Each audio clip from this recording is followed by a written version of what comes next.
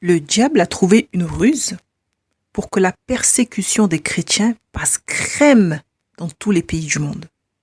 La transformation des sens des mots et des actes. L'adultère, par exemple, que Dieu condamne dans sa parole, est devenu l'union libre. La tromperie est appelée du libertinage. Prêcher l'évangile, comme nous ordonne la parole de Dieu, c'est faire du prosélytisme. Attention. Corriger ses enfants avec amour pour leur bien, c'est devenu de la maltraitance. Ensuite, si tu as le malheur de dire en public que tu es contre le changement de genre, l'homosexualité ou la transidentité, tu pourrais être traduit en justice pour homophobie ou transphobie, et cela même si tu n'as jamais insulté quiconque. Eux, ils veulent rien savoir. Parce que ce n'est pas parce que tu n'adhères pas à leur mode de vie que tu les détestes pour autant. Quel rapport? Mais quel rapport? On est censé être libre de penser ce que l'on veut, non? Et être libre d'avoir les convictions que nous souhaitons. Eh ben non. Même la liberté de penser, on veut nous l'enlever. Bientôt, le mot pédophilie sera remplacé par le mot attirance. Aujourd'hui, si tu dis aux gens que tu fais partie d'une église évangélique, on te dira que tu es dans une secte. Mais si tu vas dans une secte du style église de Satan, scientologie, ou tu sais là, les mecs du bâtiment là, les FM là, et on dira de toi que tu es dans une église ou dans une école. Parler en d'autres langues deviendra aussi un signe de folie. Tu te rends compte, parler en d'autres langues, ces gens, ils sont pas clairs dans leur tête. Ya ya ya, gno gno gno, chocolat. Oui, nous allons passer pour des fous, bien plus qu'aujourd'hui. Alors qu'entrer en transe et sortir de son corps lors des rituels qui se font dans ces écoles deviendra un signe de puissance qui prouvera aux gens que tu as atteint un certain degré et que tu es sur le bon chemin pour révéler le Dieu que tu dois être. Oui, parce que si tu n'es pas au courant, la pensée de la Babylone religieuse là qui s'installe là actuellement sur Terre, c'est celle-ci. Vous serez comme des dieux. C'est exactement ce que le serpent a dit à Ève. Ensuite, qu'est-ce qu'on a d'autre comme truc intéressant là?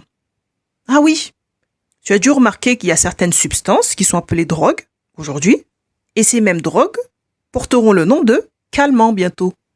L'immoralité et certaines formes de méchanceté deviendront la liberté d'expression ou la liberté de penser. Et pour finir, si quelqu'un a besoin d'une délivrance parce que son problème est d'origine démoniaque, ils diront que c'est juste une maladie et que la personne a besoin d'être soignée avec des calmants. En gros, le bien deviendra mal et le mal deviendra bien. Et lorsqu'un chrétien voudra dénoncer ce genre de choses, viendra un temps où il sera jeté en prison et ou censuré au nom de la liberté de penser. Ce qui veut dire que le méchant, l'intolérant, ce sera le chrétien. Et même, les non-croyants qui seront d'accord avec les chrétiens sur certains points auront des problèmes avec la justice aussi. Le plan du diable, c'est quoi en vrai? C'est d'essayer de changer le plus de lois possible afin d'établir le royaume de l'Antéchrist, de préparer la venue de cet homme impie, en conditionnant les gens à accepter un nouveau courant de pensée qui semble à première vue plus tolérant que la foi chrétienne. Parce que la subtilité se trouve là. C'est-à-dire qu'entre un chrétien qui dira « La Bible dit de ne pas faire ceci ou cela » et un humanisme qui vient avec une fausse paix, avec une fausse compassion et qui dit « Mais non, vous avez parfaitement le droit de faire ce que vous voulez. Vous êtes maître de votre vie. Et n'oubliez pas que ce qui compte dans la vie, c'est ce que vous ressentez et ce que vous souhaitez. » C'est sûr que quand tu évalues les deux discours, tu penses bien que le croyant sera celui qui, bien sûr, tiendra un discours négatif. Et le chrétien sera évidemment cette personne-là qu'on essaiera de faire taire à tout prix. On arrive dans un temps où les chrétiens seront haïs. Mais haïs pour de vrai, genre persécution, acte des apôtres, tu vois. Jésus l'a dit, vous serez haïs à cause de mon nom. En France, nous n'avons vécu que les persécutions d'ordre spirituel pour la plupart d'entre nous. Mais bientôt, les choses vont changer. Et c'est là qu'on va voir qui tu es en Jésus-Christ pour de bon. La parole, elle est claire, tu sais. Soit tu es un fils, une fille du royaume, soit tu es un imposteur. Tu sais, on parle souvent des chrétiens persécutés dans les pays où l'islam règne. Les chrétiens qui vivent dans ces pays ne jouent pas aux chrétiens. Eux, ils sont pas là pour blaguer. Et c'est la raison pour laquelle ils perdent la vie. Eux, ils boudent pas parce que tu leur as pas fait la bise dans l'église, par exemple. Ils quittent pas l'église parce que quelqu'un s'est assis à leur place. Ils n'ont pas ce type de problème-là, Là-bas, on élève un peu le niveau. Moi, pour ma part, j'ai très vite compris, mon frère, ma sœur, qu'être fille de Dieu, c'était pas des blagues. En évangélisant au milieu des musulmans, on m'a lapidé 2 fois. Oui, oui, tu as entendu. On m'a lapidé 2 fois. Et une fois, il m'a fallu 15 jours pour pouvoir ouvrir mon œil blessé. Parce que j'ai pris des jets de pierre dans la figure, en fait. Nous avons annoncé l'évangile avec mon groupe. Nous avons prié pour des gens malades. Ce jour-là, un miracle et 3 conversions. Et quand on avait terminé tout ça, un groupe de musulmans qui sortaient de la mosquée sont venus nous jeter des pierres. Frère, on a couru. Oui, oui, je le dis. Nous avons couru. Nous avons fui. Des fois, dans la Bible, c'est marqué faut fuir. Hein. Nous, on a fui. Mais c'était trop tard. J'ai déjà été touché, en fait.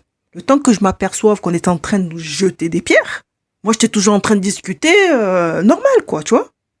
Encourager, exhorter, à tenir dans le Seigneur, à les inviter dans une église. C'est ce que je reçois mon premier coup de pierre. Et tant que je regarde là-bas, j'en reçois un deuxième et puis un troisième. Je dis, oh, faut courir. Donc, on a couru. J'ai été touché au visage, j'ai été touché dans les côtes. Eh ben, tu sais quoi?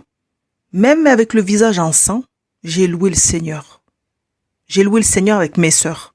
Parce que ce jour-là, des âmes ont été sauvées. J'étais dans la joie comme jamais de ma vie. Et pour moi, c'était fort de vivre quelque chose comme dans la Bible. On a chanté des louanges. C'était une dinguerie. Une autre fois, on m'a aussi tabassé. On a traîné mon corps jusqu'en bas de chez moi. Tout ça parce que j'étais avec un groupe de musulmans. Et ils voulaient, en fait, ils me posaient des questions dans le but de me piéger. Et à un moment donné, ils m'ont demandé, Jésus, il est qui et tout. J'ai dit, Jésus est le Fils de Dieu. C'est parti en freestyle. Donc le ton est monté, ils ont commencé à s'énerver. Et ils ont voulu me forcer, en fait, à réciter la shahada, la profession de foi en islam. Mais moi, j'ai dit, ok, je veux pas... non, pour moi, Jésus est le Fils de Dieu. Un point trait. Et ils m'ont tabassé parce que j'ai refusé de réciter la shahada. Autre situation encore, on a pointé un fusil sur moi, mon frère, ma sœur. On a pointé un fusil sur moi. Je t'avoue que ce jour-là, je pensais que c'était mon dernier jour sur cette terre. Mais, bizarrement, enfin, il n'y a pas de bizarrement, c'est vraiment le Seigneur. J'étais en paix. J'avais une paix que tu peux même pas imaginer. Entouré de musulmans qui étaient là en train de m'insulter, cracher sur moi, frère. Ils crachaient sur moi. Ils n'ont même pas eu pitié parce que j'étais une femme. Des bonhommes comme ça qui crachent sur moi. Ils m'ont insulté. Et puis on a pointé une arme sur moi comme ça. J'ai dit, mon temps est terminé. Bon, puisque c'est ça, quand c'est l'heure, faut y aller, hein. Tu comprends que moi, je ne suis pas là pour plaisanter dans le Seigneur. À part les frères et sœurs qui étaient avec moi et qui ont souffert pour Christ comme moi, la plupart des chrétiens sont choqués de ce que j'ai pu vivre, de telles choses, en France, quoi, surtout. Mais en fait, la persécution, ce n'est pas une histoire de France, ce n'est pas une histoire de pays, c'est une histoire de puissance démoniaque dans le but de nuire aux enfants de Dieu. Et moi, ce qui me choque, par contre, c'est que les gens soient choqués, des chrétiens qui connaissent la parole de Dieu, qui la lisent, qui soient choqués parce que moi, j'ai pu vivre. Alors que quand tu ouvres la Bible, tu le lis dans la Bible, ça, que les apôtres, les disciples ont galéré, et bien pire que moi. Hein. Moi, j'ai pas à me plaindre, hein. Franchement, je n'ai pas à me plaindre. C'est pourquoi quand je lis dans la parole que les disciples et les apôtres, ils chantaient, ils louaient Dieu, tu sais, quand ils étaient en prison et tout, quand ils galéraient, ils louaient Dieu après avoir vécu des humiliations et des coups pour le nom de Jésus. Franchement, je les comprends. Je les comprends. Parce que dans ces cas-là, tu ne regardes pas vraiment à ce qu'on t'a fait, en fait. Tu ne regardes pas aux douleurs que tu as. Tu dis merci Seigneur déjà d'être en vie. Mais tu ne peux que te réjouir de la gloire de Dieu qui s'est manifestée. Quand tu as vu les gens guérir, délivrer, des gens, des âmes qui se sont données à Jésus-Christ, mais c'est un truc de fou, quoi, en fait. Il n'y a pas plus merveilleux que ça. Qu'est-ce que tu t'en fous d'avoir pris des coups? Je l'ai vécu. Ça, c'était qu'un détail. C'est ça, en fait, ton bonheur, il se trouve là. C'est vrai, t'as morflé, c'est vrai. Mais les gens sont venus à Christ. Et ça, mais ta joie, elle est parfaite, là. Ce n'est pas pour t'effrayer que je te témoigne ça. Et d'ailleurs, tu ne devrais même pas être effrayé si tu lis la Bible. Là, si tu la lis pas, bon, c'est vrai que là, ce que t'entends, c'est un peu chaud. Ok. Et puis, rassure-toi, ce n'est pas parce que j'ai vécu ça que tu vas automatiquement le vivre toi aussi. Chacun doit marcher selon l'appel qu'il a reçu du Seigneur. Et n'oublie pas que le Seigneur est avec toi, peu importe ce que tu traverses. N'oublie pas que le Seigneur est avec toi. Mon frère, ma sœur, Dieu t'aime trop, il t'aime trop. C'est toi qui n'as pas compris. Il t'aime trop. Parce que tu crois que je me suis sentie moins aimée de Dieu parce que j'ai pris des coups et qu'on m'a menacée avec un fusil? Mais pas du tout, en fait. Rien à voir. Je ne suis pas parfaite. Bon, ça, tu es au courant, hein? Sinon, je serai au ciel. J'essaie de marcher le mieux possible avec le Seigneur. Non pas parce que je suis obligée, hein, parce que Dieu ne m'oblige à rien du tout, en fait, et il n'oblige personne à le suivre. J'ai pris la décision moi-même de servir le Seigneur Jésus-Christ parce que je l'aime. C'est tout. Et surtout parce qu'il m'a fait une promesse. Il m'a promis qu'il ne m'abandonnerait jamais. Et ça, il n'y a personne sur cette terre qui m'a déjà dit ça. Charlène, je ne t'abandonnerai jamais. Il n'y a que Jésus-Christ qui me l'a dit. Et sa parole demeure dans ma vie. Et ce qu'il a dit, il l'a accompli. Il ne m'a jamais abandonné. Même quand j'ai vécu mes galères. Jamais de la vie. Et tu sais pourquoi je sais que Jésus m'accompagne tous les jours et qu'il ne m'abandonnera jamais de ma vie? Tout simplement parce qu'il me l'a dit de sa bouche. Lorsque j'avais 10 ans. Oui, t'as bien entendu. À l'âge de 10 ans, Dieu m'a guéri de ma maladie des yeux. Ça s'est passé lors d'une réunion de prière. Bon, j'ai pas le temps de rentrer dans l'histoire de la maladie des yeux et tout, c'est trop long ce témoignage-là. Mais il y a une partie du témoignage que je vais te raconter. Lors d'une réunion de prière, l'orateur présent, ce jour-là, qui n'était pas le pasteur principal, a dit à la fin de son message, si quelqu'un est malade ou triste, qu'il s'avance et je prierai pour lui. Moi, j'avais 10 ans. Je suis incapable de me souvenir du message qu'il prêchait. Je me souviens pas du tout. Mais cette phrase, cet appel me restera gravé à vie parce que c'est là où tout a commencé. C'est là où mon expérience avec le Seigneur a commencé. Je me rappelle que quelque chose s'est passé en moi.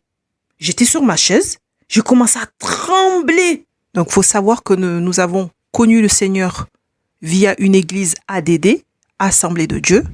Et à l'époque, encore bien plus que maintenant, c'était vraiment des églises où il n'y avait aucune manifestation de l'esprit. On ne prêchait pas ce type de message-là. Il n'y avait pas de manifestation de l'esprit. Tu ne voyais pas de gens trembler dans l'église. Tu ne voyais pas des gens tomber sous l'onction dans l'église. Tu ne voyais pas, les manifestations de l'esprit, ça n'existait pas. Donc quand j'ai commencé à trembler, bien évidemment, je peux t'assurer que les personnes qui étaient à côté de moi, ils ont dû se dire, la petite là, c'est quoi son problème à elle? Mais moi, je ne comprenais rien du tout à ce que j'étais en train de vivre. Personne ne s'était levé pour l'imposition des mains, alors que les gens, on les voyait tout le temps à l'imposition des mains, hein, il y avait toujours quelqu'un. Soudainement, j'ai senti que je devais me lever. Je n'ai pas compris ce qui se passait, mais j'ai senti que je devais me lever. J'ai commencé à sortir du rang, et ma mère qui me disait, viens t'asseoir là, où tu vas? Tu connais les mamans, hein, voilà. J'ai dit à ma mère, je vais voir le monsieur. J'ai répondu ça. Et là, ma mère m'a laissé aller. Quand je me suis retrouvée devant le pasteur, il m'a dit, tu veux que je prie pour toi? Et moi, j'ai répondu, oui, parce que je ne peux plus porter mes grosses lunettes parce que tout le monde se moque de moi. Tu vois, je te le fais même avec la voix et tout de mes 10 ans. Comme ça, t'es bien dedans. Quand j'ai fini de lui dire cette phrase-là, en fait, je me suis mise à pleurer toutes les larmes de mon corps tellement que je souffrais de cette situation de porter ces lunettes horribles, moches, et le fait de ne rien voir sans lunettes. Ensuite, il m'a dit, est-ce que tu crois que Jésus peut te guérir? Et moi, j'ai répondu, oui, je crois. Et il m'a dit, à partir d'aujourd'hui, tu ne portes plus tes lunettes. Il a enlevé mes lunettes, tenues par un cordon jaune fluorescent. Ouais, ma mère, qu'est-ce que tu veux que je te dise? Il m'a dit, ferme les yeux. Il m'a imposé les mains. Il a prié pour moi.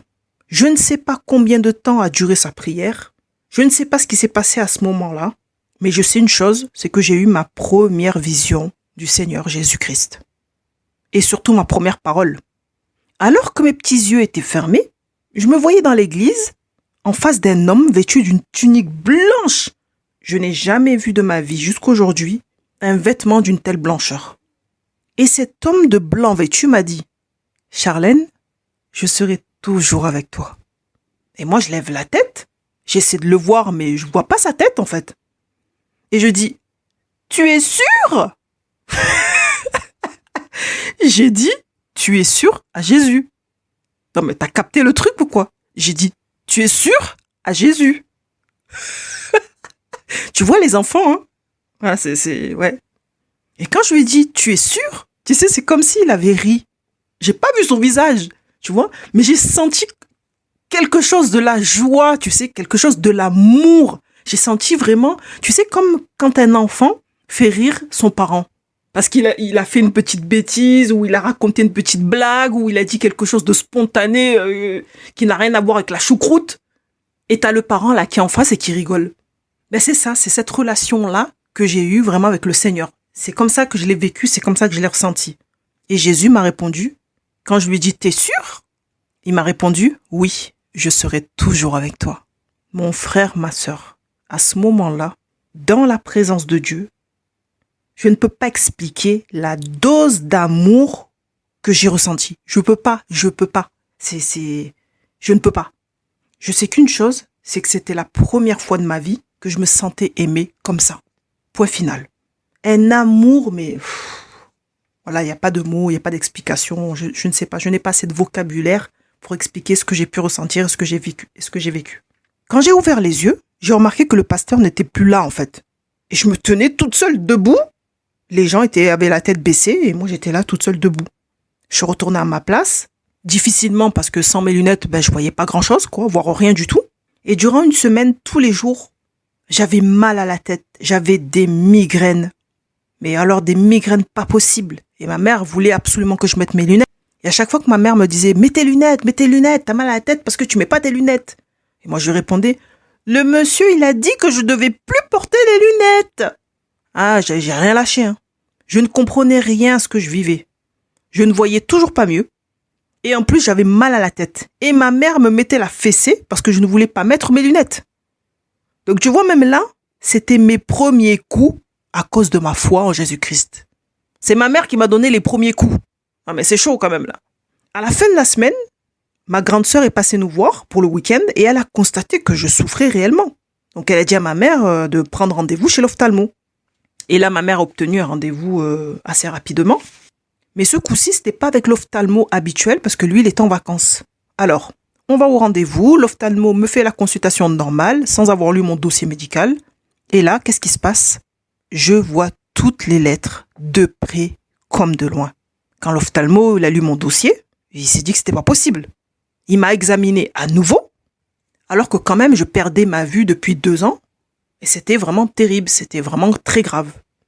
Je suis sortie de chez l'ophtalmo avec ma mère complètement guérie des yeux, avec plus de 10 à chaque œil, et plus aucune migraine. Et depuis ce jour-là, plus de lunettes. Et ce fut un grand témoignage dans ma vie. Donc, ce jour de réunion de prière, j'ai eu ma première vision, à l'âge de 10 ans, mon premier miracle et ma première parole de Dieu disant qu'il serait toujours avec moi. Ainsi que ma première instruction disant, à partir d'aujourd'hui, tu ne porteras plus tes lunettes. Et j'ai obéi à cette parole-là parce que j'ai cru véritablement qu'elle venait de Dieu. Voilà, je l'ai pris par la foi, même si je comprenais pas grand-chose à tout ça. Maintenant, aujourd'hui, qui va venir me dire que la Bible n'est pas vraie? Qui va se lever pour me dire que Dieu n'existe pas? Surtout, qui viendra me dire à moi que Dieu n'est pas avec moi?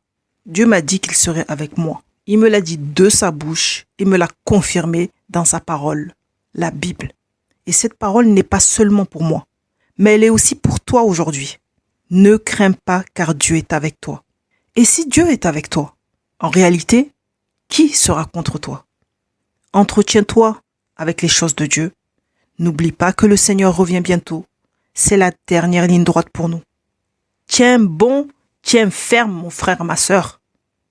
C'était la sœur Charlène, diaconos de l'église de Jésus-Christ. Que Dieu te bénisse abondamment.